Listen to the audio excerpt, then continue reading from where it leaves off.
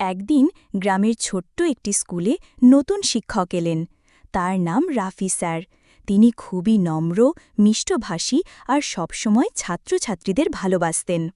কিন্তু গ্রামের এক গরিব ছেলে রাকিব স্কুলে ঠিকমতো পড়তে পারত না।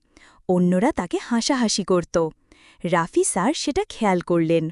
একদিন তিনি রাকিবকে ডেকে বললেন, তুমি চেষ্টাটা চালিয়ে যাও, আমি তোমার পাশে আছি। এরপর স্যার প্রতিদিন স্কুল শেষে রাকিবকে একটু বাড়তি সময় দিতেন। ধীরে ধীরে রাকিবের পড়াশোনায় আগ্রহ বাড়ল।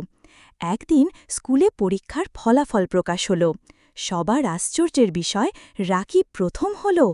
সবাই হাততালি দিল। রাফি স্যার এগিয়ে এসে তাকে বললেন, তুমি পারবে বলেই আমি বিশ্বাস করতাম। রাকিব খুশিতে চোখ ভেজাল। তারপর স্যারকে একটা কাগজে মোড়া ছোট উপহার দিল। খুলে দেখা গেল ভেতরে একটি হাতের তৈরি ফুল, তার সঙ্গে একটি চিঠি। স্যার, আপনি আমার জীবনের আলো, এই ফুল আপনার জন্য। রাফি স্যারের চোখেও জল চলে এলো।